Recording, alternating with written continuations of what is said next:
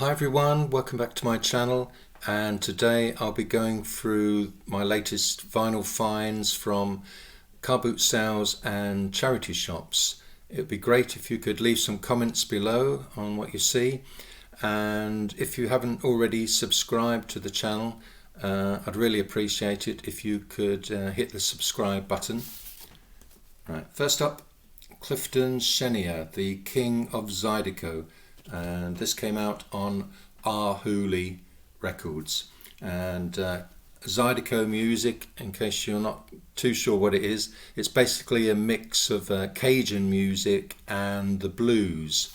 The drummer on this guitarist on this recording, Paul Senegal, has described Zydeco as basically blues with accordion.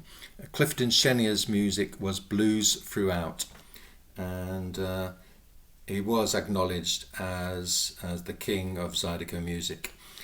He started his recording career back in 1954, and he joined Specialty Records in 1955 and was on a number of independent labels before going to Arhoolie Records in 1964, and he stayed with them for 21 years. And this album, it's a live recording from 1981, and it was recorded at the Montreaux Jazz Festival in Montreaux, Switzerland. Just briefly on Arhoolie Records, I always consider it as being the American equivalent of the UK folk label Topic. Basically, if you see anything on Arhoolie, it's of interest and is worth buying at the right price.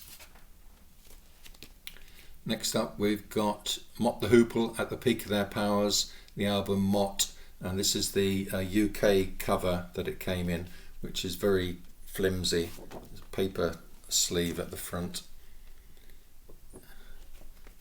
I got this in a charity shop, and it's in immaculate condition apart from some sort of stains on the top there, which I don't know what they are.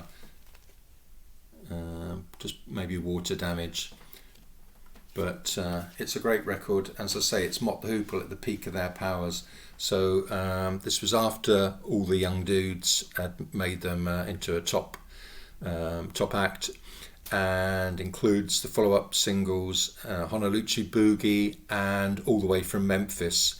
And did I say I bought it for £7? Yeah, so I didn't think that was too much to pay. If you'd got it at in a record shop, I'd have thought it was a £20 record. And in 2012, Rolling Stone magazine ranked Mott at number 370 in the 500 greatest albums of all time. Right, next up, in a very boring cover, Clyde McFatter, so you pronounce it, and the Atlantic Masters series. The Atlantic Masters series included a number of albums in these boring brown sleeves, so by artists like Delaney and Bonnie, Ray Charles. I got this for 50p 2 or 3 weeks ago now. This was part of the haul of rock and roll reissues that I found in a horrible grubby looking crate, but the record is mint condition, and the covers maybe a little bit of wear on it, but not too bad. Clyde McFatter, he started his career as a gospel singer, and he was in the Mount Lebanon Singers, joined them in 1947. 1950 he moved across to R&B and was in Billy Ward's Dominoes, and then in 1953 he formed his own band, The Drifters, and they signed with Atlantic, had loads of hits. While McFatter was with them, they had hits with Money Honey and Such a Night, and they're both included on this album. But he left the band, I think it was 54 or 55, and most of the tracks on this album are solo recordings that he made with Atlantic between 1955 and 1959, and it includes top hits in America like Lover's Question and what was the other one? Treasure of Love.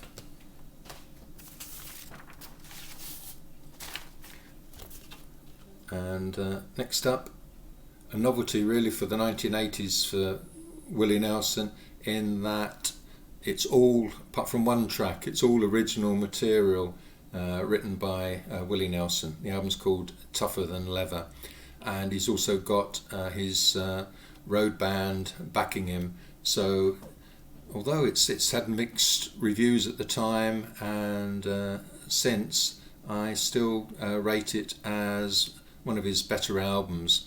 Well, purely because he concentrated on coming up with some decent songs.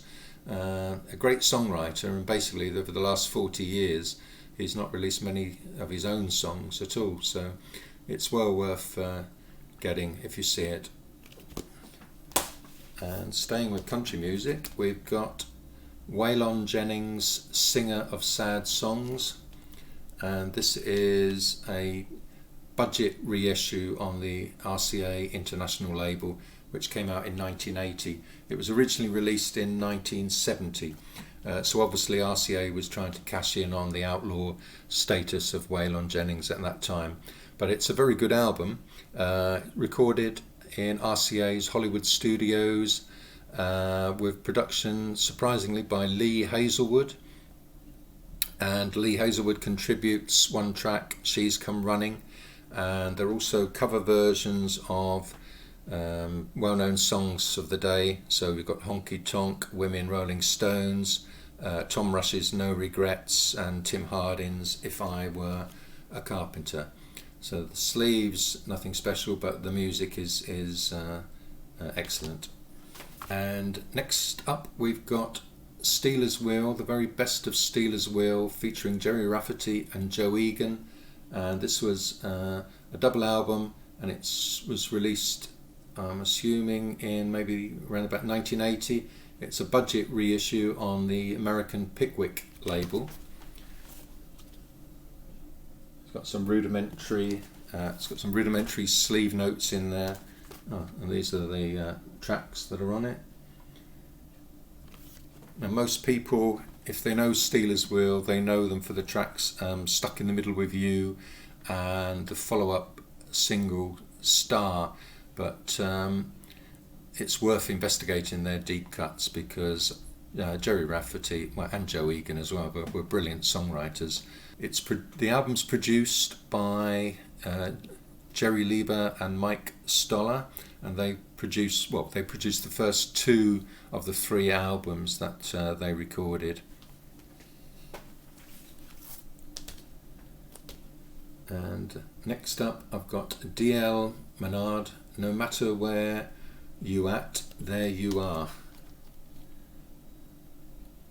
Grammatically incorrect, but we'll pass on that. And he is known, or was known, as the Cajun Hank Williams, and includes accordionist Eddie Lejeune on 6 of the tracks. Most of the songs on this album are versions of classic waltzes and two-steps. This is a UK pressing released on Hannibal Records, but the original release came out on Rounder in America, of course. Next up, not a particularly good sleeve, but Professor Longhair. You can't go wrong with Professor Longhair. He recorded in the 1940s and the 50s and was incredibly popular in New Orleans at the time. Tipitina was his most well-known track, and also Bald Head and Big Chief. Sadly, his popularity waned in the 1960s, but then it got rediscovered in the 70s when there was a revival of interest in New Orleans music, partly through artists like Dr. John becoming popular.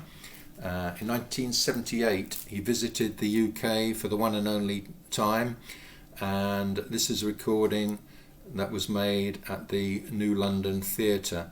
And it says there 26th of March 1978. In the liner notes on the back, I think it's in the liner notes, maybe I read it elsewhere, he plays the grand piano at the theatre, which was usually used by classical musicians. and sadly he died 2 years after this recording was made. Next up, I got this just because it's a nice clean sleeve, and this is a reissue of the second and the third albums by James Taylor, Sweet Baby James and Mudslide Slim. He'd already recorded his debut album on Apple Music, which I like, but a lot of people said at the time it was overproduced, and it's in a different style to these two albums, where I'm sure you know these albums anyway. It's poor budget packaging, but it's worth having just to have a nice clean copy. And next up, this is another of the 50p records that I found, and this one is in excellent condition. The Everly Brothers sing great country hits. Their sound was always country anyway, but on this album they concentrate on their interpretation of some country hits. So you've got, for example, their versions of Johnny Cash's I Walk the Line, Hank Williams' I'm So Lonesome I Could Cry, Hank Locklin's Send Me the Pillow You Dream On, Frankie Brown's Born to Lose, and also there's a trio of hits by Don Gibson, Oh Lonesome Me, Just One Time, and Sweet Dreams. Particularly like Sweet Dreams. So yeah, not bad for 50p, I must say. And nice cover on this one. This is Earl Hines, the pianist. His career dated right back, I think, to the 1930s, and worked with all the greats over the years. This is a solo piano live recording which was made in Paris in 1966. It's mainly his interpretations of standards, but it does include one Earl Hines original, Blues in Thirds. And this is a band I really liked at the end of the 1980s. I had it on CD, but seeing it on vinyl in nice condition, I decided to buy it. I was quite surprised because I'd not listened to The Grapes of Wrath for many years, and I didn't enjoy it as much as I did in the 80s. I think that's down to the horrible 1980s production. I was reading about the record, and it says that the band weren't happy at the time either. They really fell out with the producer, Anton Fier. So it doesn't really reflect probably their live sound at the time, which was probably what they wanted to hear more than this horrible 80s production. What does still appeal is the pure pop vocals of the two lead singers, Kevin Kane and Tom Hooper. They really should have gone for a classic power pop sound with jangling guitars. So it's it's not really stood the test of time, I'm afraid. I love this cover. Freddie Fender, Tex-Mex. I know him from the Texas Tornadoes, and he also was a country singer in his own right. These are straight country recordings from recorded in Houston, Texas. The highlights come from Freddie Fender breaks into Spanish. He really knows how to wring every ounce of emotion from the lyrics, and it includes I Really Don't Want to Know, which was a hit in 1953 for Les Paul and Mary Ford, and that song has been covered many times over the years, including by the incredible Gene Clark on his album Roadmaster. And finally, a very clean copy of the second album by, I'll show you that, the second album from Eddie and the Hot Rods, Life on the Line. It was a move away from the sound on their first album, Teenage Depression, where they were still really in awe of fellow Canvey Island band Dr. Feelgood, and they had a really frantic Dr. Feelgood influenced R&B sound on that album. And this album, it's certainly influenced by what was happening in the UK with punk music and certainly the poppier end of the punk scene. So it's guitar driven, poppier sound than the first album, and it opens up with one of the great singles from 1977, Do Anything You Want to Do, and some other great tracks on here as well. Quit This Town I like. Yeah, it's a nice album, and it's nice to have it in such a clean sleeve as well. Right, and that's it for today. Thanks for watching, and if you haven't subscribed to the channel, please do, and I'll be back in a few days with another video, probably on CD purchases from charity shops. I've nearly got enough now for another video, so okay, bye for now.